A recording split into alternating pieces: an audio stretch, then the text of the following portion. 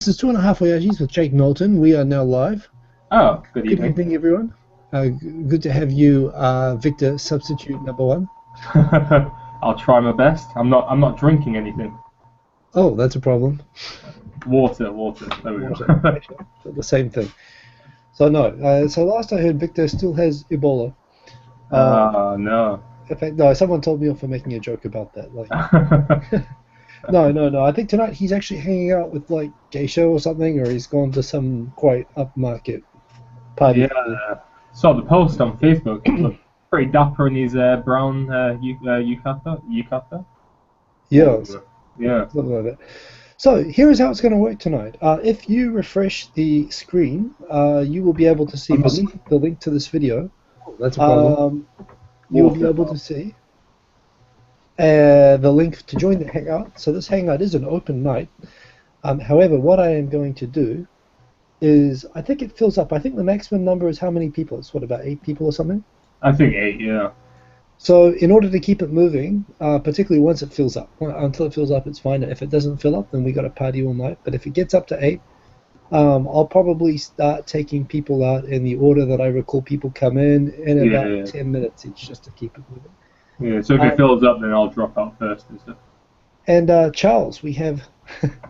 Charles Hello. is just good. What's your handle name? Chari no Seikatsu. Chari no Seikatsu. Oh, okay, good to see you, man. Very nice to meet you. Oh, likewise. Yeah, thank you very much. How are you tonight? I'm very good.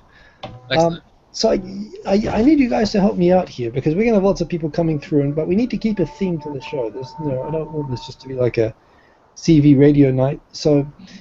What should we do in terms of a theme, in terms of a discussion for each person who joins? I'm thinking, okay, so have you been to Japan? Let's go through the standard questions. I know Jake lives in Japan. Yeah. So Charlie, what's your story? I actually spent a year in Japan in 2007, 2008. I was studying Japanese history. Yeah. So I lived just outside of Nagoya. Yeah. And I came back here, found a job, life, blah, blah, blah. And actually, I'm headed back in just about 4 weeks to start in a Kaiwa position. Okay. In Nagoya again, or whereabouts? Actually, I don't know yet, because I'm still waiting on my certificate of eligibility. So yeah. I'm in like that terrible purgatory area right now. Yeah. Jake is about to twerk for us. Thank you for that. Yeah. I just had an idea. I had an idea. I'm a genius. Oh. I just wanted to share that. It's over now. No. So my idea is this. How about we have each person come in? Actually, the Taste 1962 has pretty much got it. I want to hear your best Japan-related story. And so for the people who haven't been to Japan, I mean, you wouldn't be here if you weren't in some way Japan-related. So let's just take turns. So each person listens. So Jake was the first one in the room. Although I'll give you both some time to think about it. Yeah. Who joins? This is open mic night. Anyone can come and join. But when you come, you have to bring your best, your funniest, your scariest, your freakiest Japan-related story, and you have to tell us a story. You have to earn your supper here. Yeah. So it's a bit of pressure for the people who are here. But we'll start with Jake. You got something? It's not maybe. I've got my scariest story. Scary stories are good. Which happened a week ago. Yeah. So I live in Gunma, which is like very countryside. That's pretty scary. Yeah, that is pretty freaky sometimes. No streetlights anywhere. But there are a lot of Yankees here. Yes. So I have my usual running routes. And last week I was running. And I don't know how I didn't see them, but there were 30 Yankees on the bridge that I usually run across. And they stopped me. They stopped you? Yeah, and then they had little plastic machine guns which they pointed at me. BB guns. Those are pretty serious here, yeah. Yeah, the airsoft. But it was harmless in the end. They just asked me where I was from and then just let me go, I guess. But seeing 30 people just on the bridge. So explain for the people. Wow. So there were 30 Yankees. So how do you tell us how you identify a Yankee when you see one? So Yankees are kind of like, I don't know, if you live in England, then it's a chav, I guess. Like they usually have like colored hair, usually like bleach blonde, or usually like pompadours, stuff like that. Yeah. Usually the ones that you hear on the loud motorcycles, the mopeds. Were these guys on motorbikes, or were they just like standing there? They had motorbikes at the end of the bridge. So, because I live next to Don Quixote, which, if anyone's been to a Don Quixote in Japan, heaven. Yeah, every night they have a little biking revving festival. They just, the people, I guess, who don't want to live under strict Japanese society and try and just live free and don't really care about what people think of them. So the scariest, so basically you ran into 30 of them and they pointed air guns at you, and then they asked you where you're from and what where I'm from, and then does your country have 4 seasons, and they let you pass. Yeah. Okay, I see that we have Jason Harris has joined us. So we're going to go through one by one, and just in order, because sometimes even with the background noise, this lets you guys all scream and laugh and bang pots and stuff like that while another person's talking. So I've got you guys on mute while the person who's talking is talking. So thank you for that story, Jake Knowlton. I'd like to hear Charles. Charles, have you got a story? 2 nods for yes, 1 nod for no. Okay, that's no. I'm sorry, that's a joke. I got that from South Park. I am going to unmute you. Wait a minute, I just have to figure out how to unmute you, which I should be able to do because this is my video. Sorry, hang on a sec. I think you can just click on the microphone on his picture. I'm trying. Wait a minute, Charles, can you unmute yourself? Oh yeah, looks like well, I there can. You go. Good to know. Now everyone knows. Okay, so so Charles, first of all, because sorry, and pardon me for asking. So do you make YouTube videos? Yeah, I just started maybe probably about 4 weeks ago. I just wanted to get into the habit of it before I actually get to Japan. Cool. So mostly like history videos, like looking at food and things like that, like the history of food, not cooking videos because those would be terrible. Right. But yeah. So we've got Charlie no Seikatsu. I can actually see your comments higher up on the thread. So he's a video maker. He's Japan related. He's coming back to Japan. Everyone go sub to Charlie no Seikatsu. Oh, thank you very much. And this is the chance to plug your channel. You've got to entertain us with a good story. Okay, well, the story that comes to mind is sort of like first couple weeks in Japan, really big social fail with a girl because, as I'm sure you found out, dating culture can be a lot different between your home country and Japan. Less so, for a start. What's that? I'm sorry. Less sheep. Oh yeah. For starters.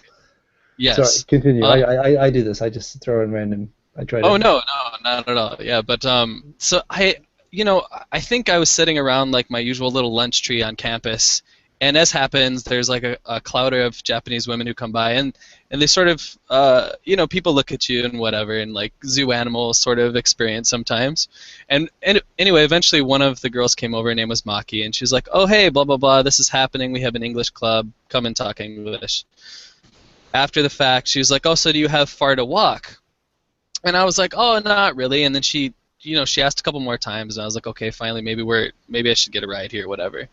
And then it turns into dinner and going out with like karaoke with friends and stuff like that, and then just like this really random experience. And then we go back to her place after the fact, and I'm just like, "Oh, okay, I guess we're just gonna like talk and whatever." And I'm just like, I don't know. I was like deer in the headlights, right? I'm staring back and forth. There's like these awkward breaks in conversation, and then finally it's just like, all right, well, I guess I'm probably gonna go. And then I find out the next day when she's not so interested in talking to me that probably I was missing some really essential social cues. So signals, yeah. Yeah, and I just didn't understand at the time, So live and learn, as they say. Yeah, I have stories like that actually. Oh, yeah. Wow, and that's so. Wait a minute. So come back again. You ran into her walking around, and she kind of picked you up. Yeah, she came over, and I think she had just come back from like a study abroad in the States, someplace, maybe like California or something like that. And so she was very interested in keeping like her English practice going and things like that. But I mean, regardless, it just did not pan out well. So, but those are the stories that I guess you remember the most fondly in the end. You always think, no, but yes. Well, yeah, right. You're coming back, obviously. So. Yeah. it didn't scare me off for sure. Just a learning experience, an embarrassing learning experience. But Yeah. what can you do? Yeah. Okay. Well, that's pretty cool. So you everyone go and subscribe to Charlie no Seikatsu. And Thank you.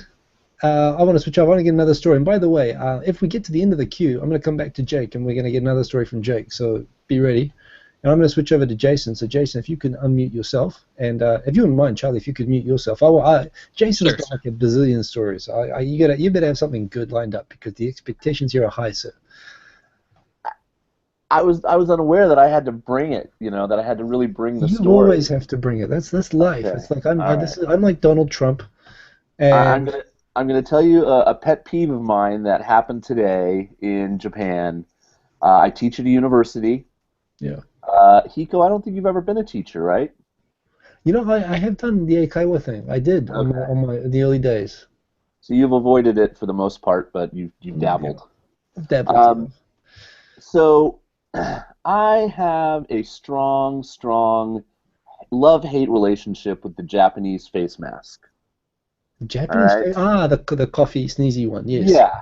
Now, The I surgical understand mask. that within the culture, basically they're wearing it to be polite. Like, they're sick themselves for the most part, and they're wearing it to prevent them from spreading their germs onto other people. That's some right. of It's the out time. consideration that they look like bank robbers, yes.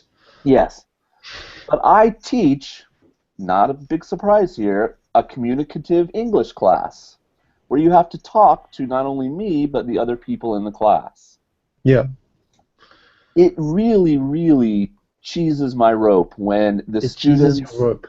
Yes. What does that mean? I just made that up. What does that mean? I learned it in New Zealand.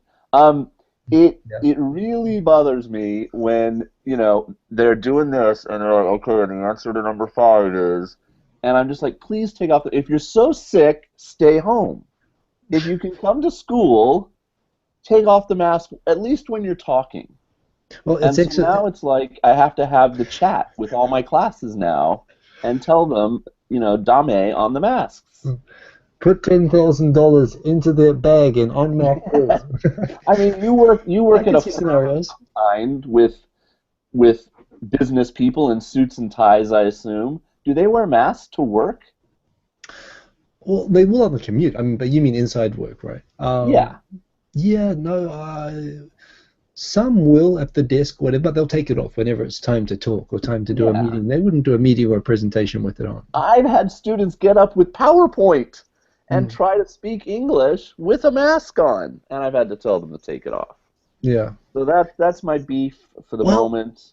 You know, with Ebola and everything right now, I mean, you know, you can never be too careful. I mean, I would wear like a full-body rubber airtight suit pretty much nowadays. And the other thing I'll do real quick because you've got other people in the queue, I just want you to know, out in Shimane, Ken, the loneliest of the lonely prefectures. Although Totori's giving you guys a good run for your money now, but yes. Totori is kind of starting to be a bother, you know. We finally got our first Starbucks last year. We're now going to get our very first Burger King in November in Matsue. The magic is gone. That's all I can say. But it's like 3 hours away from me to go get Burger King, but it is coming to Shimane. So hey, you know, we're working our way up. Moving up in the world, Shimane. I don't know. I feel like Kintanaka is probably going to be upset. Well, we haven't been on the map until you and Victor both come out and visit Izumo Taisha. We need to have that happen. Well, if I ever need to get remarried, I will go straight there. There you go. Pray to give. Does it actually work in reverse, or is it only for women looking for men? No, I think you can be a man as long as you clap 4 times instead of twice. You're all good. Noted. I will put that in my back pocket, and I will keep that. Thank you, sir. All right. Okay. I'll turn it over to someone else. I'm going to switch it over to, I think the next one who came in was Brad Ford. So, Brad, you're on. Impress us. Entertain us. What's your story? That's the wrong button. That's the video button. Well, there we go. Ooh. Am I there? Can you hear me? Yes, Good, I can hear you. Stories. Well, you've got a good story. It is, definitely. So you've got a good story about how you did your first interview to get your job in Japan. Oh, no. And how you were totally stressed and panicking, yeah? So I've got a story that's basically the opposite, exact opposite. So I used to work for a really, really big traditional Japanese IT company, like nearly 100 years old. Like, it's an ultra traditional. 100-year-old IT company. Wow, well, they were really ahead of the ball. Well, they moved into that, but Yeah.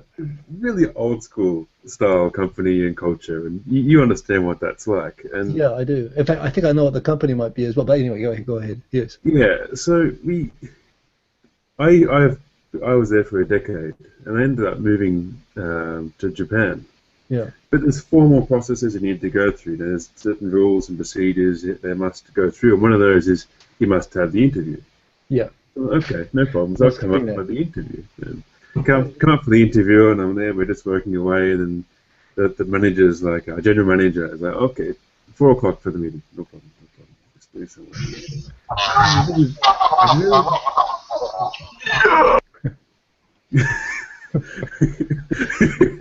Sorry. So things got really busy, and then an hour later, it's like, 5 p.m.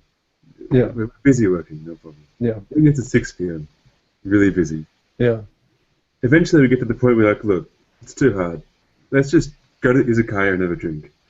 Oh. So then Cool. my general manager and I, we go to the izakaya, and then we're drinking.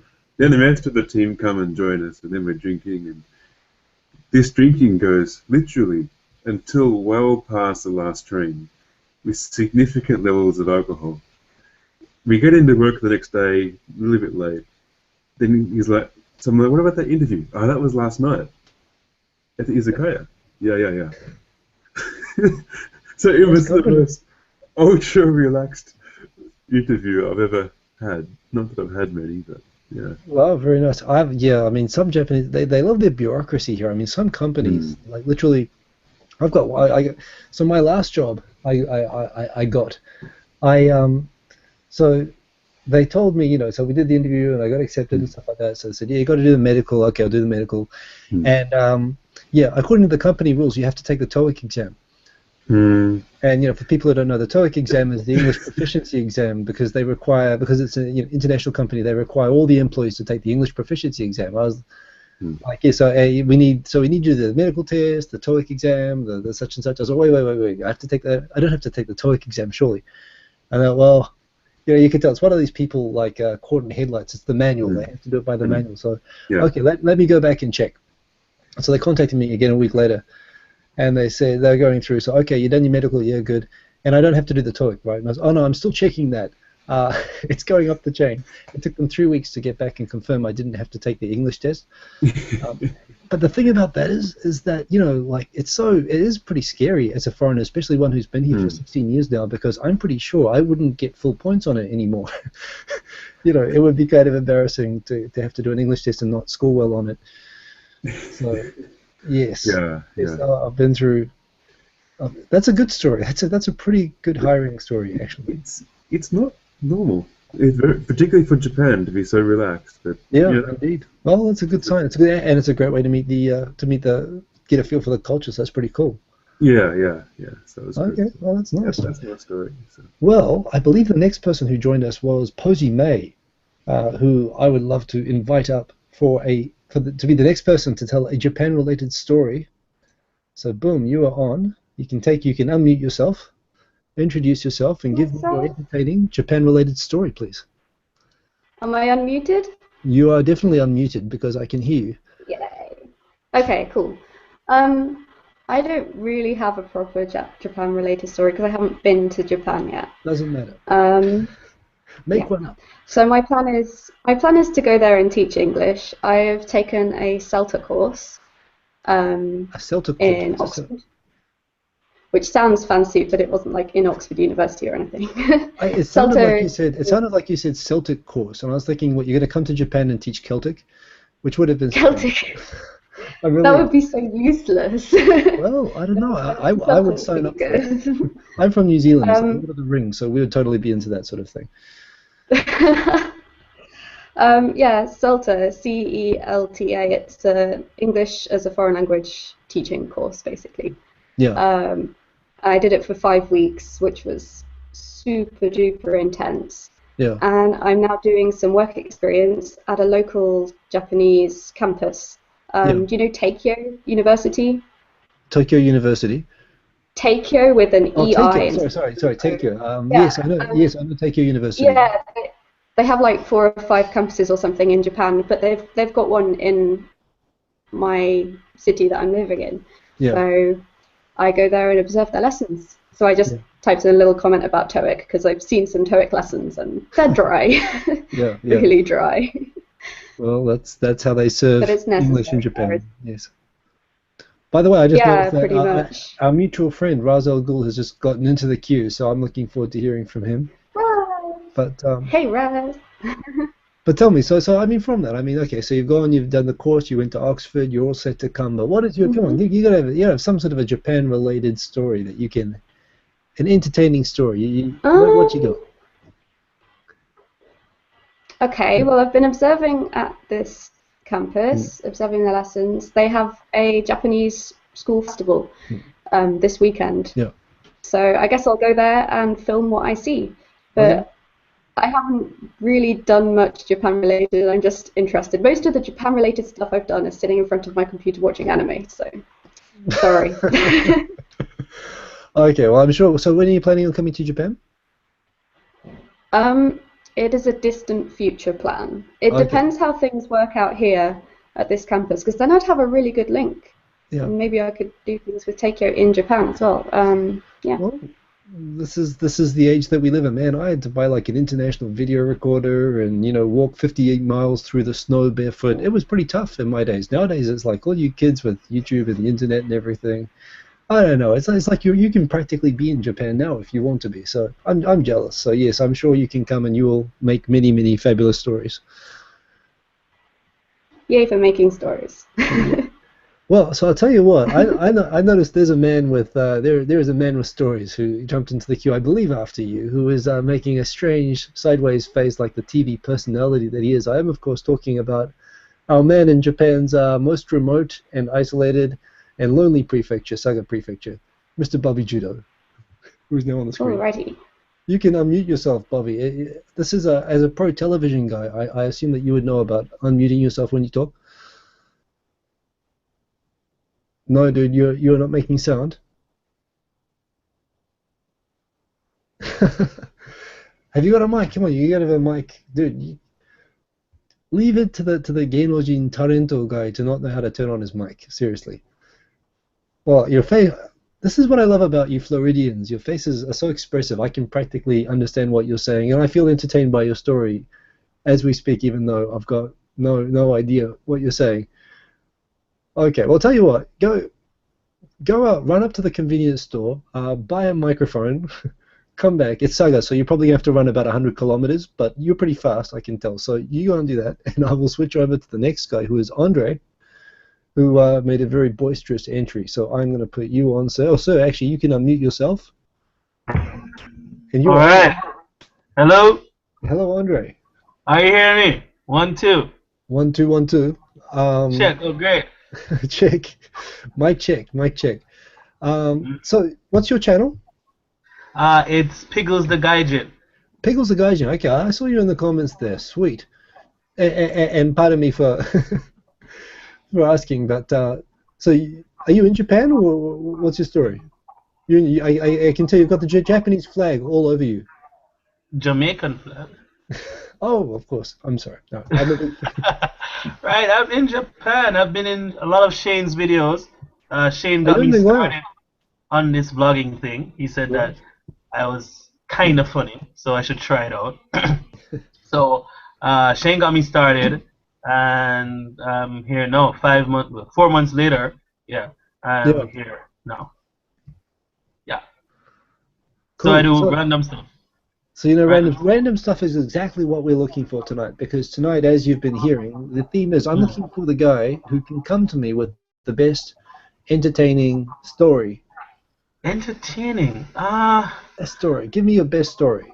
Blow me away. This is like Training Day, and I'm like Denzel Washington, and you're like wait, Training Day. We're in the cafe, and you're stopping me reading my newspaper because you're being really annoying, so I say, okay, you be my newspaper. Wow. Entertain me. Wow, okay.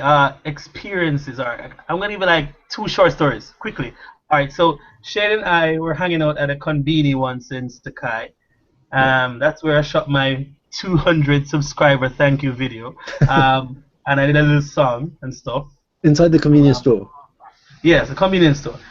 Convenience, I think it was Lawson's in Sakai. Right. And we had a few beers and said, you know what, we're not ready to go home yet. Let's go out to Hub.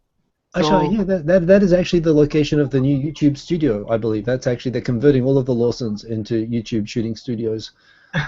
Is that right? Is that misinformation? I don't know. Sorry. I don't know, because that's where everybody goes. Right. That's right. So we went there. It's great lighting. Right. So we went there, and then went to Hub, which is like maybe 10 minutes walk. Me and Shane. Yeah. And, you know, Shane is apparently the more handsome one out of the two of us. And slightly taller. Yeah. Slightly taller. I don't believe it either, because black doesn't crack. You know. So anyway, so I'll remember that. So we started. Me and Shane were just like, we're getting drunk, and we spoke to one of the hostesses outside, and Shane said, go over there and talk to her, whatever. I said, no, I'm not going over there and talk to her. Don't you see her boyfriend like right there? And he said, like, no, dude, that's not her boyfriend. So we went up to her, and we were asking. So I didn't know, I still don't know a lot of Japanese. That's helpful in these situations. Like, kawaii, I want to say, ask her if I was cute. Some mumble jumble Japanese. Yeah. If I was cute so Shane came in and said, Kire, or whatever, me, and pointed at him, and then she looked at me, and like, she had her eyes like, you know when Japanese are indecisive, they do this head thing to the side like, so. And then she looked at Shane, and then she said, yeah, Shane is cute. I'm like, really? That's and the then, thing, isn't it? It's different. The body language is different, but yeah, that's probably still okay. Yeah. So then we went into Hub, and I saw this other black guy, and he was like, the Hallelujah Jesus. He was like, woo! It's the Black Jesus. Yeah, it was great. I mean, he's from Nigeria, and he bought us a couple of beers and stuff. So we're knocking back beers together, me and Shane. Yeah. I go to the bathroom to take a leak. On my way out, Shane doesn't believe me, but this is exactly what happened. On my way out, this cute girl tries to come into the bathroom. The men's bathroom. Yes, the men's bathroom, which is clearly she knew it's the men's bathroom, so she clearly saw something she liked, you know. So she tried to come in. So, what can I say, you know? So you're only being polite. Yeah, I was being polite. So so she said like, oh, sorry. And so I said, what's your name? No, she said, where are you from? That's the first thing she asked. I said, I'm from Jamaica. So where are you from, cutie? And she's like, because I know she's from Japan, but I was just trying to make conversation. And then I was like, okay, so what's the deal? And she speaks a little English, but I don't know what happened. Next thing, I just pushed her back against the wall, bro, and made her do that right there. Sorry. Yeah, right there. Then she'll say, no, stop. No, I said, okay. All right, I'm stopping. And then we continued. They said, no, toilet. So she went to pee, and then I went back to meet up with Shane and the other guy. She goes back now to her seat, and there were two guys there at her seat. Yeah. So I said, what's going on here? Okay, so I go over and start talking, found out her name and stuff. But then she says, after like 5 minutes after, oh, boyfriend. I'm like, right. What? I love him. I'm like, oh. Well, that's interesting. So that was your first encounter with a crazy lady.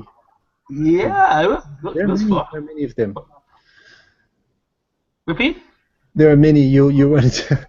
I have run into, unfortunately, more than I would have liked to have. But no, that is something I've not had happen to me. So that's interesting.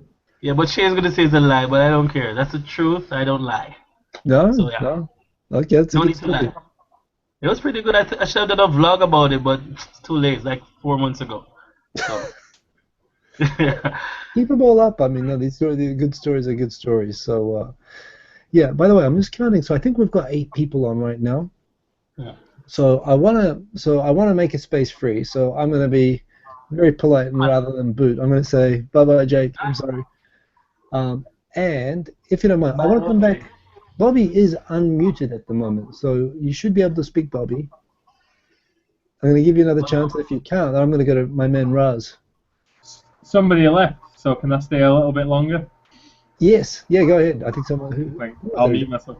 Posey dropped in. Posey left. Why did Posey leave? Okay, well then we'll go to free space, so that's all good. Bobby, I'm not hearing Bobby. I want to get Bobby. Everyone wants the Bobby. We want the Bobby. Come on, give us the Bobby. Okay, Bobby, you gotta keep working. Please, it's like Victor, you and your technical problems. I'm gonna switch over. Actually makes me feel comfortable that there's someone here having technical problems. It makes it feel like I'm... Like Victor's still here. So I am switching over to Raz. You are still on mute, so you can unmute yourself. Can you hear me? I can hear you now, indeed. G'day, Raz. Nice to meet you. Yeah, nice to meet you as well. Yeah. I don't really have a Japanese-related story because I haven't been to Japan. Okay. Well, so I'm interested. Like, you are always like the first guy to comment on my videos, which I do very much appreciate, and I do like your Let the Games Begin and all that stuff. So can I ask you, like, I'm fascinated what you could possibly find interesting about about this. I mean, I really appreciate you watching, always commenting and stuff like that. But what brings you to watch this channel? Like, you like Japan, or what's your angle on? I see you've got. Is that a Tekken shirt? No, it's not. Oh, it's a Game of Death Bruce Lee shirt. Bruce Lee, yeah. That's cool. So like, what are you into about Japan? Tell me about that. Besides like the anime and the manga that everyone else says, I just like the culture. Yeah. And like the food and stuff, like, you know, just like the same stuff that most people like. But it's mainly just like the culture and the environment of Japan that I really like. And since you, Oh no, go. Sorry, keep going. I know, just about to say, like, those hyperlapse videos that you make, I really enjoyed those as well. I think that was really cool. Just reminds me of Star Wars, as I keep referencing all the time. Millennium Falcon, yeah. Well, actually, and now that I've got it's funny, as soon as I got the big iPhone, I thought, well, this has got stabilization and everything, and this is going to make them look even better, but I haven't shot anymore since I got this, but I've still got some old ones. I can still, actually, all I need is music. And, you know how I like to find, it's always got to be Creative Commons. I'm the Creative Commons guy. I've got to find music that I can use that I won't get arrested for. But if I find really good music that's worth it, I will post some more of those because they're really fun. I love how they come out as well, and it's a way I like to shoot. You know, I like to show off the city that I see to people. But and I appreciate that you like it. But so tell me, whereabouts do you live? You're obviously in the UK.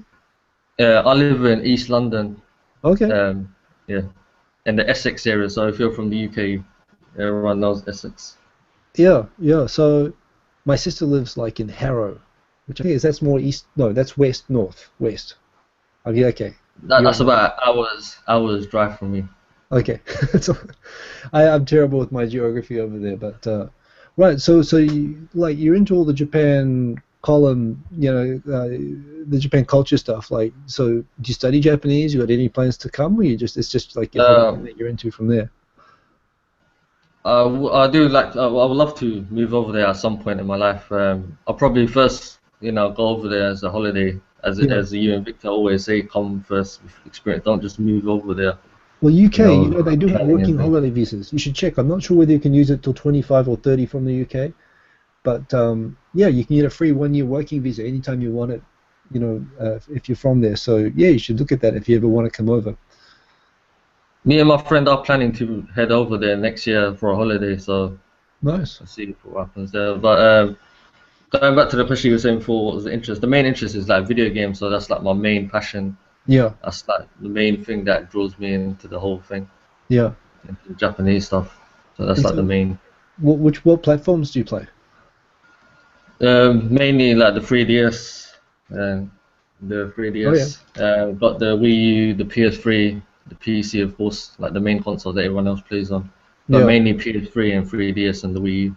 Those are like the main ones I'm playing right now. Well, what are you playing? On the 3DS, I'm playing Smash Brothers that just came out recently. Yeah. I think everyone will be hyped for this game. I can see Jake. That's been getting rave reviews. And the Wii U version comes out next month, so everyone's getting hyped for that. On the Wii U, I'm getting ready to play the Bayonetta 2 that comes out next month as well. Yeah. And PS3, on the PlayStation 3, the only game I actually play is Street Fighter. It's the only game I actually play. I have hundreds of games on it, but this is the only game I play. You don't. Like Street Fighter all the way. I was posting about this. Did you ever check out the what is it called? Dig in the Carts. I posted a couple of times about how great this series. It's like a documentary series about the music in the. Oh yeah, I saw that. I need to check that out. Yeah, I did see you post it. Episode 3 has the background to all the Street Fighter music. But just that is like one of the best, and for something that's right up your alley. I mean, it's all about the classic video games mixed with the 8-bit music. And all the anonymous people who are making it, but made this music that influenced so many, so much electronic music and stuff today. And talking with the artists who had influenced and stuff like that. It's an awesome series. I found out after. I mean, I found it and I loved it, and I tweeted this is like the best thing ever. And then the directors tweeted me back, and it turns out that they're New Zealanders who live in Tokyo. Which is kind of doubly cool as well. But it's a fantastic series. Dig in the Carts. I want to put it in the comments, but you should totally go check that out. Especially if you've got a PS3 only for playing Street Fighter, you have to watch episode 3. I think it's I'll in the definitely comments. check that. I was gonna. There was what you were saying before about. Yeah. Oh no, so it's not a big thing. I've actually got a Wii, although it's funny. It's like now locked away in the closet. I never play it anymore. The last time I think I played it, I just bought a 42-inch plasma TV, and we had friends come over that had a 5-year-old child, and the Wii was kind of new, and I think they were playing like tennis with it. And Wii Sports. Wii Sports. That's right. And it was like we're about 2 minutes into it, and the kid decided to rush the net and go for a smash. The problem, of course, being that the net was my new plasma television. Oh no! The TV survived, but I made such a no. Everyone got a bit freaked out. Well, it was pretty much like the kid had touched my iPhone. I overreacted. I raised my voice, and everyone got a bit freaked out, and they had to take the traumatized kid home. But the TV was okay, so it was worth it. Oh, that's good. There was a thing when that game came out, was that with the Wii remote, people were like accidentally, it was slipping out of their hands and it was getting smashed in the TV. So then Nintendo released like a strap, and they gave like this special like rubber cover you can stick on the controller. So like even if it did slip out, it would just bounce off your TV and stuff. So that was pretty interesting. I feel bad for Nintendo because they came up with something really, genuinely, really innovative with the Wii, and it's kind of. I don't know. It's kind of a shame that they're having so much problems at the moment. But and I must admit, and I've sold out. I've given up. I mean, I don't have much of a chance to play consoles now. I'm married and I've got kids and stuff like that. So pretty much all I have is, in my private time, I make happy with whatever games I can get on my iPhone now. Which I guess it's one of those things. It's probably it's going to be taking a few steps back in terms of the quality of the games. But as that gets better now, I mean. Probably the new iPhone games are like up with at least the PS2 level, like playing things like Grand Theft Auto and stuff like that, the PS2 games. And that's kind of where I stopped being a kind of active video game player. So for me, it's kind of like time was frozen for 10 years, and then all of a sudden my iPhone played the same games I used to play on my TV. So I don't know. It's kind of, I mean, this is where I can see it going. Although it's pretty. So you still find though that the 3DS and everything is still better than. You don't find yourself getting pulled away by more and more titles going over onto phones now? I don't really game much on my phone. Well, the last game I played was that Flappy Birds, and I think everyone else did as well, just like tapping away and stuff. Yeah. But I just enjoy like with the iPhone games and the mobile games. I feel it's not really deep enough for me to like play, like get involved in the games. I need like a deep, rich story to get involved, good mechanics. It's not really about the graphics too much. I'm more interested in how the game plays, the story, stuff like that, like the mechanics of it. So it's not really my cup of tea, really. Yeah. I do get you, and there is that. I mean, in the end of the day, it's just so convenient, and you can reach so many people with it now. I mean, it's where obviously a lot of energy is going to go into it. But you're right. I mean, for real serious games, it is going to be really. I am following everything about Oculus and about what's happening around that. Oh yeah. And not just the games, but I think it's going to change a lot of stuff. I mean, I'm going to sit here at this desk when I'm not on YouTube, probably with this big goofy mask on my face, and I'm going to be seeing like 10 screens everywhere, and I'm going to be totally Minority Report. I'm going to be like moving documents and stuff like this, and that's going to be me like next year. Seriously, I almost got the dev kit when I saw some of the applications that had come out for that. So I don't know. I can still see there's going to be some pretty more cool directions with it. But yeah, I'm looking forward to that. Have you looked into the Google Glass, the glasses they brought out? I haven't used one. I know, and I think even though it's kind of, it kind of went through this huge peak of popularity, and now it's kind of died out. But even then, I think if I could get it for a good price, I would still buy it. I like to play around with it. But yeah, I don't know. I mean, it seems to be one of those things that Google kind of had as a toy that they never quite developed or released properly, more than anything else. But yeah, I'd totally be into that. And and the thing is as well, I mean, especially if you get big goofy glasses like these, I don't see why you couldn't do what they're trying to do with Google Glass. Have these little screw bolts as on the sides here. Have those as cameras and mics and stuff like that, and have them look like normal glasses. It doesn't have to look as goofy. Well, at least no goofier than this. So I don't know. I can totally see that happening as well. So I don't know. I think it's all going to go in that sort of direction. But yeah, I've seen PETA videos and animal activist videos. Not that I do that as a hobby, but I know I've seen videos where they go into like slaughterhouses with glasses like this, and they've got they've got like spy cams and stuff. So I mean, the stuff is already kind of there. But so what's the game technology you're most looking forward to? I mean, there's a lot of cool stuff happening at the moment. I don't know really. I'm pretty happy with what I have. I'm not. You're a happy man. I'm jealous. With the Wii and stuff, it's like with the Wii, it had the motion controls, and then 360's got the what's it called? The 360's got some the move thing. You don't need to just wave your hands thing. I forgot what it's called. The Kinect. That's it. The Kinect. Yeah, the Kinect. And then the PlayStation had the move, and there was like this little ball, and you move it around and stuff. It was all just like motion controls. But I always find myself going back to the controller. Like, doesn't matter how much they bring out this new stuff in like innovative ways to play the games. I just can't beat the old school controller. I get it, and it's comfortable and it's familiar, and that's right. And that's the problem they have with Oculus, is they still don't know what to do with an actual controller, right? Because you still plant it on the spot. I mean, it's unless you have that. So yeah, I totally get that. No, this is something I used to really, and more than own games or play games, I just used to like reading about game technology. I used to subscribe to a lot of the gaming magazines, more for that side of it, and I still follow that, so that's where I'm kind of into all this. But yeah, and it's kind of a shame. Japan used to be like so at the top, and now it's kind of not quite so much, but it still makes good games. It's funny, all the Nichan channels, they all talk about how whenever there's any story about the decline of the Japan gaming industry, they talk about, we still make the best erotic games. But no, they should keep that one quiet. So yeah, so very good having you on, and I see that we have another guest who's joined. In fact, I see a couple. In fact, I like that Domo, Jason. I'm tempted to ask Domo to tell a story, but however, we have Travis Moore has joined us. Travis Moore, who did the title graphics for Tokyo Tonight. So I'm going to switch over to him. He's actually, for those of you who haven't seen him before, he is actually an enormous microphone. That's pretty. I'm not sure if it's born attached. That's a very, very impressive. What is that? I can almost read. Shure. Oh, that's a Shure microphone. That's nice. Nice piece of kit. And the headphones too. So hello, Travis. Welcome. Hello. Does this work? Is it working all right? It is working. It's working better than any microphone has ever worked in the entire history of 2.5 Oyajis.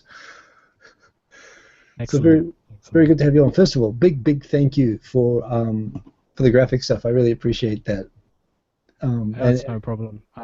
I like doing that sort of stuff. Yeah, and I like receiving that sort of stuff, so I really do appreciate it. And the shirt as well. By the way, while I've got you, Victor called me and said there's some issue with the file that you sent me for the shirt. Okay, yeah. The shirt maker said the file was corrupted or something, so I've got to come back to you about that. Okay, yeah, I'll have a look at it a bit later on. Yeah, but yeah, no, I can't wait. So this is a guy. We've made a shirt design for the shop that Victor's setting up with shirts for Tokyo Tonight for those people who are interested, as well as we've got 2.5 Oyaji shirts as well. But very good to have you on. You're a regular following the show. Do you actually make videos? At the moment, just like bass guitar covers, that sort of thing. I'm planning on maybe putting together a channel with like music reviews, Japanese music, talking about different stuff I'm into, maybe something like that. Cool. What kind of music are you into? Are you into Japanese music? Like any specific genre of Japanese music? What are you into? I'm sort of just digging into it at the moment. I like a lot of the like electronic trip hop very good stuff. Yeah. found a Japanese neo soul artist the other day who I really like as well. Who is it? Yeah, but just sort of like getting into what's out there. There seems to be loads of like really interesting stuff. The 1,232,961st thing that I like about Japan is, like, when it comes to music, the thing is that there are, I don't know, almost most every Japanese person you meet has learned or studied music. And when you ask where they learn from, like when I was a kid, they wouldn't even allow you to learn the piano or to learn music until you were like 8 or 9 years old. In Japan, they start them out at 4 and 3. And it just means that even like that average, barcode hairstyle salaryman standing on the platform, or, you see these zombies and people you think they've got nothing interesting in their lives whatsoever. But hell, they can play guitar, they can play drums, the average level of musical ability among Japanese people is already so high across the population. And so many of these people, they don't want to be, they don't even aspire to be commercial musical artists, but they do. And there's a lot of guys like this. And when I was really into the indie scene, and especially indies, electronic, and club music, so many of these guys are just salarymen, but they make fantastic music, and they just like to go and play in a club or play in a live house or whatever, have 30, 40 people come in, enjoy the music with them. They'll give some CDs away, maybe charge $10 for the CDs for the cost of making them, whatever, and give them out to everyone, and go back to being a salaryman the next day. And the music that they make is awesome, and it's like they're not even trying to get signed. I'm totally blown away by the level of everything. Like, it's great for because I play bass guitar. Like, it's great just learning the tunes just as a challenge, because some of them are really, really difficult. Yeah, and it's, again, I haven't been deeply into music for probably about 10 years now, so I'm totally out of date, of course. But the stuff which I remember, I had friends who, in fact, I had 2 or 3 friends who were in different, quite successful, as commercial selling indies, but being on like indies labels, the bossa, club, jazz type music, the kind of crossover. Yeah. So there was a guy, Shallow, there was a drummer, there were these guys, but making club music, but like with this bossa nova thing. So you got the bass always, undergoing. It's kind of the Brazilian kind of club thing. I mean, it's kind of crazy how Japan's got like the best club Brazilian music in the world, among other things, and jazz and club music crossovers and stuff like that. I used to love going out, but just like you go out and everything is just awesome. It's like, to find a bad band, you can find like crazy metal bands or thrash bands, whatever, that aren't trying to be good, but the average level is just awesome. And then you see what's actually on the charts, and from 1 to 99, it's all bloody AKB and crap. And you think, not crap. No, I'm sorry, Jake. Your future wife, I will leave completely out of this. But yeah, I don't know. It's like, so you meet someone who just came to Japan. It's bloody Japan. There's no good music here, and it's all elevator music. I'm like, dude. But you can't blame the people for getting that impression, but it's so wrong. I find even in the pop stuff, there's like really good musicianship backing that up.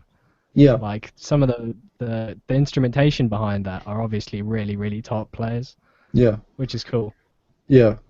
No, that's true. Oh, this is the thing. I mean, and this is what I like. When you get to meet these people, you get the people who, it's the same with the indies artists, or it's the same with the backup guys. They're doing it because they love it, and the level's already kind of, technical level's so high anyway. I don't know, there's something really cool about people who are just having a simple life, just doing exactly what they love, especially when it's music related, and they're doing it really well. So no, I totally dig that. But you do know what the challenge is for people coming onto this tonight? Yeah, to tell a Japan-related story. Yes, you have to tell us. I don't really have one as of yet. Having never been to Japan. Okay, but it can be Japan-related. It can be anything. Travel-related. Travel-related is good. Just tell me a story. We're all, you got that microphone. Okay. It's wasted if you don't tell us a story with it. All right. Okay. Well, when I was like 21 or so, I went to the States just to see the States before I started uni as well, because I thought I'm going to be poor for a long time. Yeah. I might as well do interesting. And I get on the plane and I sit down next to an old gentleman and maybe his wife, or I don't know. It seemed a bit more like mistress than wife, but Nice. it was such a weird story, actually. Anyway, so he's sitting there and he starts like touching his wife's leg, and I'm like, okay, I'm gonna ignore that and carry on. Definitely not wife. Yeah, Okay. and then well, exactly. He's old as well. He's like easily well into his 60s. And this just keeps getting more and more extreme. Yeah. Like he's getting so far up her leg that like I don't even want to describe what's going on there. And I'm like, okay, just gonna sit here and ignore this. I can never sleep on planes, so I sit there awake watching movies or whatever. And he's eventually fallen asleep, and I'm like, oh, thank God, like this has ended. He's 60. He doesn't need to sleep. Yeah, I'm watching this movie, and a few hours later, I feel a hand on my leg.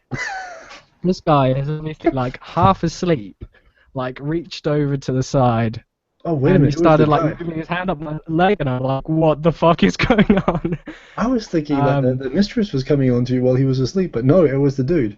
No, she was on the other side. Oh, well, that's not a good story yeah, at so all. then he wakes up, like, and he looks at me, and then we both kind of like look away and ignore each other for the rest of the flight. It's just like, it was such a weird, awkward. Describe what's going on there, and I'm like, okay, just gonna. Now somebody. There we go. Someone had their speakers on. Well, now it feels like a complete show, because we've had a technical problem with sound, and we've had someone with their speakers on. So I feel good now. Okay, so yeah, that was good. pretty much it. Just weird, more than interesting. And by the way, so that is actually a good story. That did surprise me. Where are you, by the way? Are you in the UK or? Yeah, I live sort of like Midlands area at the moment. Okay. Which I guess is the middle lands. Yeah. Yeah. Roughly. Near like Birmingham and that sort of thing. Okay. I always like to joke. I joke with my wife, but now she kind of gets it, how New Zealand is the most boringly named place in the world. I like to explain it to her. It's impossible to get lost in New Zealand. You always know where you are, because if you're in the North Island, you're in the North Island. If you're in the South Island, you're in the South Island. If you're on the West Coast, you're on the West Coast. And if you're on the East Coast, you're on the East Coast. And I used to live in a plateau in the center of the North Island called the Central Plateau. And the northern province is called Northland. The southern province is called Southland.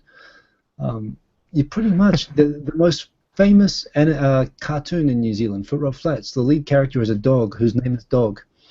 That's pretty much the level of imagination in New Zealand. So yes, I can sympathise. Although yes, very good having you on, and we have some new characters. So I'm going to shuffle it along, but very good to talk to you, sir, and thank you again for all the help and support. Very much appreciated. Sorry, I'm going to leave. Can I just say one thing? Yes. I was at the YouTube party and I got to see Hikosaemon dance at a nightclub. That's You all saw I'll say. a few of the moves. So although I saw you covered in like fluoro paint and foam. And foam, yes. Yeah, but I've got memories of you shuffling along the floor, and that'll be with me forever. And now I'm gonna drop out so people can join.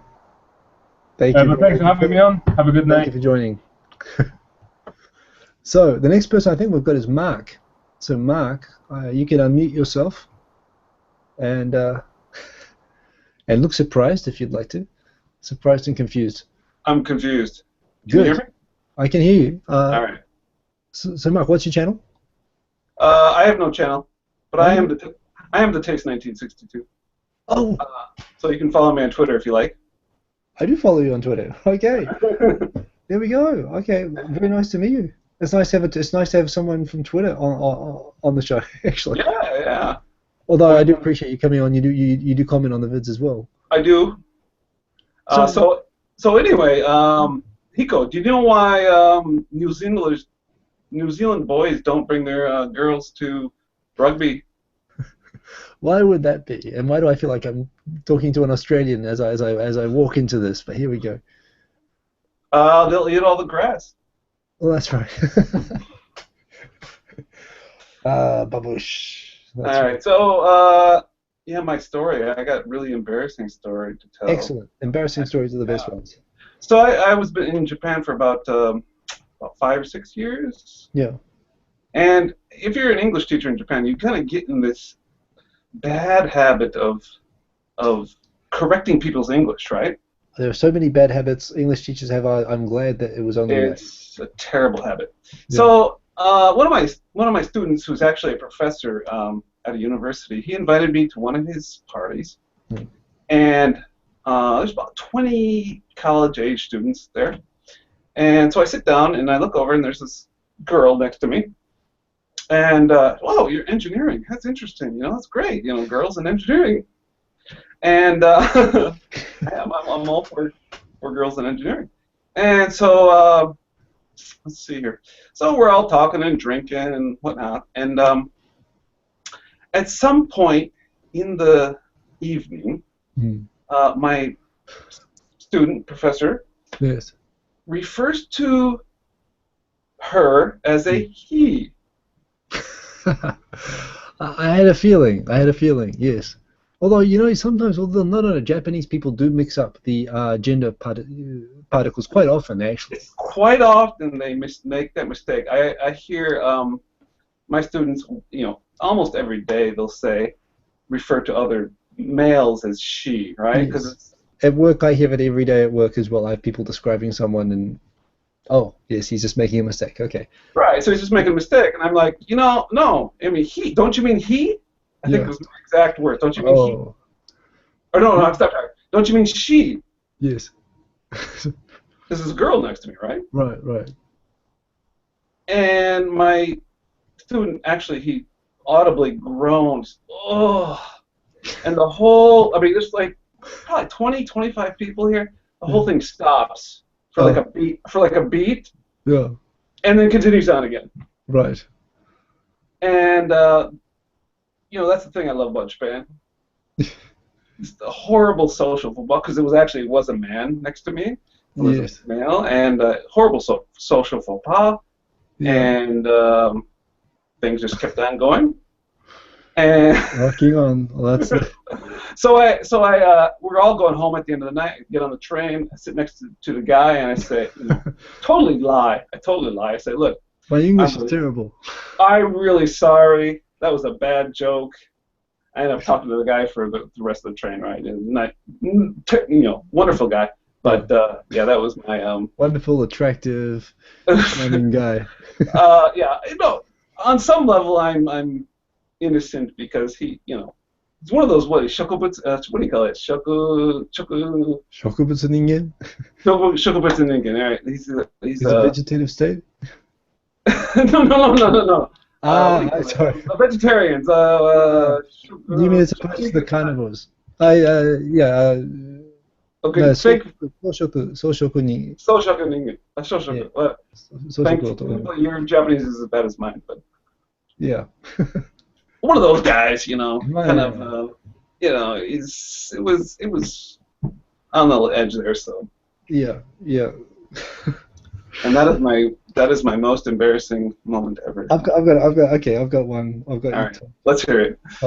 I've never told the story. I've never told. It's so embarrassing. I'm gonna share a story I've been too embarrassed to share until now. So when I was in New Zealand and I was learning Japanese, I just realized I've got really bad. I've told actually one of the worst ones. Actually worse than the one I'm about to tell, but I've told it before. This one I haven't told before. So when I was learning Japanese, and I was hanging out with Japanese people a lot. And one thing, and it's basically my bad personality, my bad character, but it was very good for my Japanese. It meant that I would, I would impose myself on conversations, even when I wasn't necessarily welcome, but I would just shut it out and just talk anyway. So I got lots of practice at other people's expense. And that was okay. But the other thing was, you know, just being relentlessly positive-minded. And the whole thing, when you're really putting yourself out there and you make mistakes, it's so crushingly embarrassing that you really do remember it, right? It really stays with you. But the thing is, when you run into those really embarrassing situations, you do have this thing. You've got to just shut it out and carry on and go home, and you'll be driving home. Oh God! And I did this sort of thing a lot. And so there was this one case where I learned about the whole thing about you know the Japanese of shortening an adjective and then putting so on the end, which means it looks hot or it looks cold or it looks delicious. Oishi so, it looks delicious. Atsu so, it looks hot. You know, so you have this thing about saying, you know, words like that. Samu so, it looks cold outside, something like that. So I was learning this, and I think I was talking with a bunch of with people from my part-time job about, oh, this is so bad. So we're talking about the cute girls at work. We're talking about who are the cutest girls, and we're just talking, this is a social, it's not all guys, it's women as well, and families and so on. It's a big social group. They're all older than me. I'm one of the younger people, and as usual, I'm talking too much, and I'm injecting myself in the conversation too much. And they say, yeah, she's pretty cute, and she's pretty cute. And then I said, hey, you know, there's that girl. She's pretty kawaiso. You know, I want to say she looks cute. She looks cute, but I said kawaiso. And as you know, you can't say kawaiso as she looks cute because kawaiso in Japanese means, you know, man, she's so. I feel so sorry for her. You know, that's terrible. I feel so sorry. And so I said, yeah, there's that girl, Eric. Her name was Eriko, and I said, she's kind of kawaiso that net. And everyone turned to me and said, dude, you know, that means that you feel sorry for her. And I turned around, and this is true. About a month before this, she had been diagnosed with cancer. And so I covered by saying, yeah, she got cancer, didn't she? And that was like the worst cover I've ever done. That's the worst punchline ever. Yeah, she's cancer, man. That's what I mean. She's got cancer. I was like, there's just some situations you're just not supposed to cover. Oh. Covering with, yeah, that's right, she's got cancer was not good. You know, and that's one of those going from, oh, like this. But as a result, I never forgot what kawaiso means. That's true. Hey, man, you know, early years in Japan are all about the humiliation. I don't think a lot of the Japanophiles out there who've never been here don't understand that. But it's all about humiliation and covering yourself.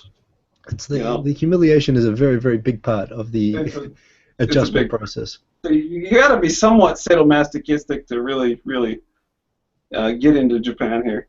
So. Yeah. No, I think definitely you have to be able to take a lot of punishment and maintain a sense of humor. Yes. How long have you been in Japan, man? About 10 years. Okay, well, congratulations. 10 years. So you're a permanent resident? Yeah, I got my permanent residence before you did. That's because I'm lazy. Because you are lazy. I'm lazy, right? But yeah. You're lazier than me, apparently. So. I was, but I got it. Okay, so yeah, the permanent residence. I do enjoy your Twitter, by the way, as well. So, and I appreciate that side of things as well. And it's very nice to meet you. And you're in Tokyo? I'm in Osaka. Oh, okay. I'm sorry to hear that. It's like the as we like to call it in Tokyo, the number 2 city. Well, actually, number 3. Just to be clear about that, we're behind Yokohama, I believe. But Yokohama is just a suburb; it doesn't count either. This is why everyone hates Tokyo. Yeah. But yeah, that's the whole thing. People in Tokyo, you know, we think of Osaka always as number 2, and we forget about Yokohama. Yeah. Well, I grew up here. I grew up here in Osaka, and you know, I actually grew up. I learned Japanese. I came here. I didn't know a lick of Japanese when I came here, so I am Osaka person, right? Like I can't understand you Tokyo people and your weird Japanese. Yeah, I love how they like to say Tokyo accent. When I'm like, dude, that is standard Japanese. Get with the program. Yeah, well. Pay your NHK fees and learn Japanese the way it was meant to be taught. Yes, well, I have trouble with that. Well, that's very cool. I do see we have R. Gary, and hopefully he's turned off his speakers at this point, so we can try to get a story out of R. Gary with the Santa hat. In fact, I think actually, it might not actually be R. Gary. I think that might actually be St. Nicholas himself joining us from the North Pole. Gary, are you there? Yeah, that's me, yeah. Yeah. Good to have you, Gary. Nice to see you at the party. Yeah, I don't usually get onto this show, but I did tonight, so that's good. Well, anyway, welcome. Yeah, thank you. From the North Pole, so thank you for that. Yeah, I've got a couple of stories about. One is a joke because the guy before he mentioned a joke about having a go at Kiwis, and I've got one which is very funny. I'm sure you'll like it. Please. Am I ready for this? Oh yes, okay. A long time ago in Australia there was a drought. Yes. And the price of mutton dropped so low that the farmers were actually shooting the sheep by the side of the road. This is a true story, by the way. Yeah. They were shooting the sheep. They were putting a bullet in the head of the sheep because it was cheaper than taking them all the way to market and then getting like such a low price for it. But at the docks there were these two sheep and they were walking up the gangplank and the mates are shouting, "Where are you going? Where are you going?" He says, "We're going to New Zealand." He says, "Why?" He said, "Well, we'd rather get shagged than shot." Well, that's a good. I was worried how that was going to end up as a joke, but I got one of my cousins. My family's a half Australian, you know, so they used to tell me like, you know, why the horses? Why does New Zealand produce such great racehorses? Do they? New Zealand put all the Melbourne Cup winners are New Zealand horses. He said, why does New Zealand produce such great racehorses? And it's because they found out what happened to the sheep. No, yeah, that's a nice one. Good one. So tell us a story, Gary. Okay, You're on air. I was in New Zealand. I lived in Queenstown for about 18 months. Wow. Okay. And I was sharing the apartment with there was a Japanese teacher, and I started taking Japanese lessons, and I decided to go to Japan. Wow. And so what I did, I took all my worldly belongings into Queenstown, into the marketplace, and I was selling everything off to raise money to get to Japan. Wow, from New Zealand. From New Zealand, and this girl, she was air stewardess, air hostess, and she says, "Well, I can introduce you to some Japanese people, and they might be able to help you because they were like wealthy Japanese people." And she did so, and she said she took me in front of these 5 or 6 people, and she says, "This guy wants to go to Japan. He likes Japan. He wants to go there." And one guy said, "Yeah, if he comes to Japan, I'll help him." Cool. And so I went to. So I got a ticket. I went to Japan. I landed in Japan on the 14th of February, Valentine's Day, 1990, and as I got off the plane, there was a sign saying it was my name, Firth, but instead of G Firth, it was like C Firth. And I was thinking, surely there's no way he could have known that I would be arriving, because he was a very wealthy guy, this guy. Yes. There's no way he could know that I'd be arriving at this time. And it did cross my mind to say there's been a mistake, because it was C and G. Yeah. I could have easily said, you know, that's me, G Firth. Yeah. But I decided not to. But anyway, so I ended up getting into Ikebukuro station with 3 large bags on 5:30 at Friday night. And if you've ever gone into if you've ever gone from New Zealand into Tokyo at one of the busiest stations at 5:30 on a Friday night and see like thousands of people walking towards you, it's a bit of a shock. Yes, I've experienced that. Yes. And so I got myself into a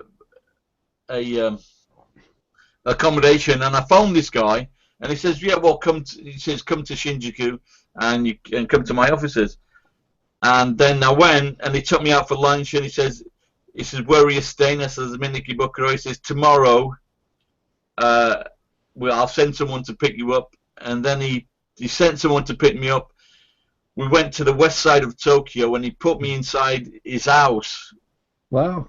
With his wife, and from that I think I got 2 years accommodation for free from this guy. The bubble. One was in Nakano for 1 year, and the other year was in Shinjuku, and so I got real lucky in Japan. He also got me a job. Just after I got there, he sent one of his underlings out with me. We went into the opera house in Tokyo. Yeah. And I just said, and this guy, because I couldn't speak any Japanese. Yeah. And And I said, well, I could do that for a job, and this guy's pulling beer behind the bar. Yeah. And on Monday morning, so this is Saturday night, on Monday morning, and he says, come into Shinjuku, he said you could do that job, and they got me a job working at the Opera House in Tokyo. But what this guy did, he took all his, like a lot of his staff, 100 staff into this place, and like for the Mama-san, so she gave me the job. And then, so for the Mama-san, I think he employed me through one of his companies. Right. And so then the Mama-san, like he took all these people into his place, had a massive party, and that was just to pay like a few 100,000 yen for me getting the job. So so like I said, I got really, really lucky. So this is the thing. When I talk, occasionally I meet people like yourself, people who came during what was still actually 1990, February, Valentine's Day 1990, was still pretty much very much in the bubble, right? And the bubble burst, what, about 93, 94? Actually, I think it started going downhill just as I got here. Okay, well, it sounds like it was still I going might have been the cause of it, actually, I don't know. But the thing about people who have been here in that time, like 1990, they have stories like yours. You know what I mean? Like they were teaching English and they got offered some job at a company and they got paid a crazy salary, or by a wealthy old teachers. You don't hear stories like that anymore. That doesn't happen anymore. But during the bubble, and you talk to people in their bubble stories. You talk about people who, like, the company vacation rented a helicopter to go up to a mountain, to a jacuzzi on the top of a mountain, and I've heard stories like this, just this crazy. I mean, I always hear that, and I think, man, I just missed such a crazy party, being born too young to be here during the bubble. That's crazy. I heard from people that were getting like 8,000, 10,000 an hour. People. One friend told me of a job where his mate had a job, and he introduced. Oh no! So like the Chacho, he fancied his sister, and so because he fancied his sister or was going out with his sister, he got a really, like 300,000 yen, 400,000 yen, just because the Chacho wanted to poke his sister. There are, I'm sure there's a lot more rewarding stories out there as well. I'm sure there are. That's a pretty good one, actually. That's amazing, and I've heard that sort of thing from people who came to Japan during that time, and I haven't heard it very much lately. So that's man, that always amazes me. But in that job, though, my pay was only like 1,000 yen per hour. I got free accommodation, but the pay wasn't very good. Yeah, well, yeah. But he did also arrange for me to get a visa as well, so that was good. So. Yeah, and you've been here the whole time since? I went back for about 20 months, I think, something like that. Okay. Well, that's cool. I'm very glad we got a bubble story in it. It makes everything feel a bit more complete. Yeah, but now I was hearing from a friend that one company I used to work for, now they're even dropping the business rate down. So it's dropping all the time to pay for teachers.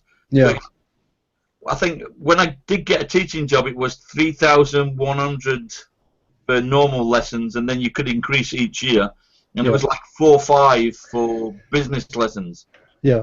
But now business lessons, they're dropping the prices down all the time. So. No, it's a tough market now, isn't it? Oh, definitely. Yeah. Oh, I've just seen what we've got. We have Kan Tensai has just joined us, so I'm going to switch over to him and get a story. Thank you for the story. I'm really glad we got a bubble story. So thank you for that, Gary. You're welcome, man. And good having you on. Hi. Hey, Kan Tensai. So good to see you, man. Good to see you.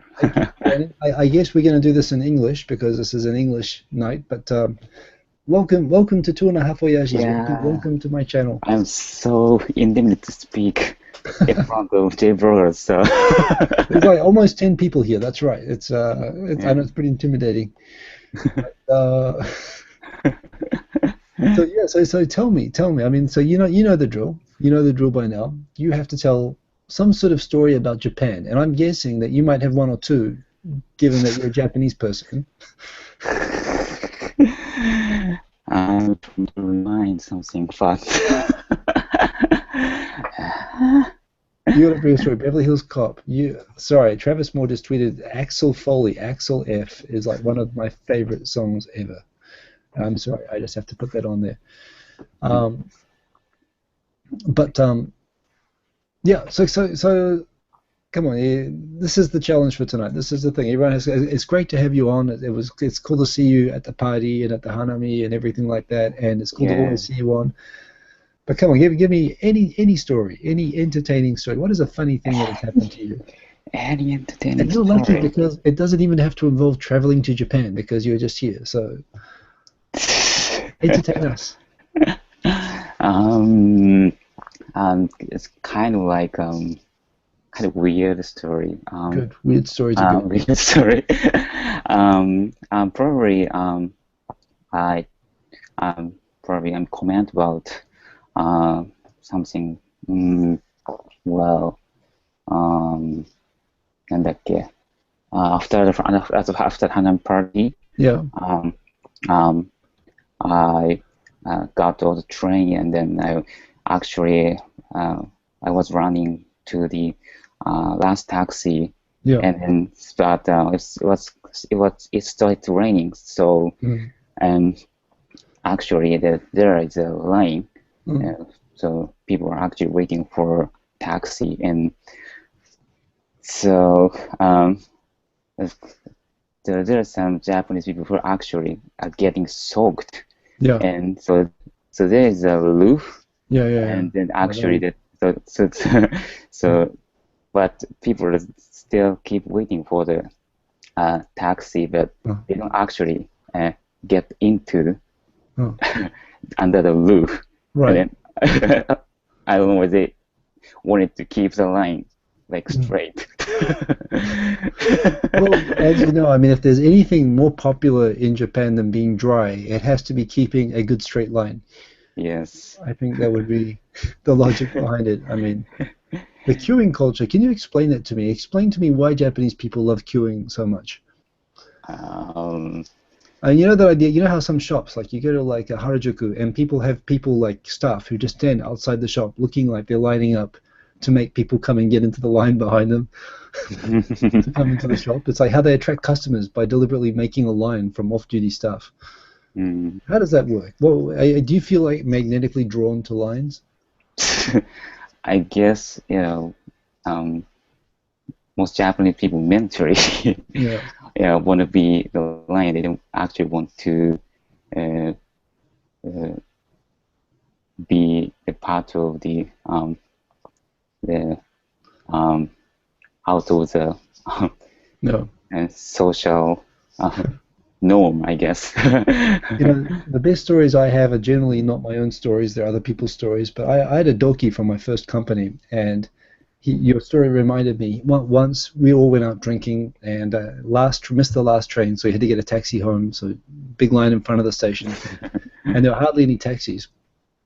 And what happened? I can't remember exactly how it happened, but it happened like there was only one taxi left, and there were like two people at the end of the line, him and this very beautiful young woman, apparently.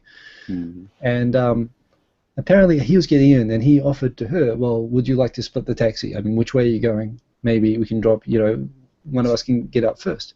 And he came to work the next day. He's saying, so I offered to share a taxi ride with this beautiful woman. And we did. We got in the cab. We started talking, and we're getting along. We're having a pleasant conversation. We get to where she's going to get out. That's good. Stop. And she says, "Would you like to get out too?" Did. And why does this only happen to other people? That's what I always want to know. But, he came to work the next day in the same clothes he'd been wearing the day before, saying, "Well, yeah, I caught the last taxi. I never made it home." Some guys. Okay. Well, we are well over time, but this has actually been a very fun exercise. I had no preparation whatsoever for tonight, as you can see. Victor's hanging out with some geisha, recovering from his Ebola. So, yes, this has actually been kind of a successful show. I've really enjoyed getting to talk to each one of you, and this has been a good format because these things are often really chaotic with everyone trying to talk at once. So I'd very much like to extend my appreciation to you and to everyone else who came on. Yeah, thank you for having me on. Yeah, no, this has been an awesome talk. Thank you so much. Yeah, no, and thank you for hanging in there for the whole show on mute. I'm sorry I muted you for 1.5 hours. No, I didn't want to like plug and run. That would have been kind of rude. So. No, it's cool. But no, thank you everyone for joining us. I think it's been a really cool show, and I'm going to leave this up. As you all know, the comments are going to disappear after this video, actually, which I've complained to YouTube about, and they're going to do something about it because it means I can't read the comments back after the show. Because right now they're deleting the comments from the live streams. This has been great, so thank you all for coming and saying hello and joining and being part of the show. And we'll be back, of course, next week on Victor's channel for 2.5 Oyajis, and I'll have my show again every Sunday, 11 p.m., so come and join me for that. I'll talk to you guys again soon, but thank you all for joining and being part of the show. It's been great having everyone on. Yeah, thank you. Great, okay. Bye-bye, Kitty-chan. English girl, human being, definitely a human there, definitely not a cat. I don't see cat anywhere in that image. I'm gonna say goodnight before this gets awkward because I do not want this ending to be awkward. That would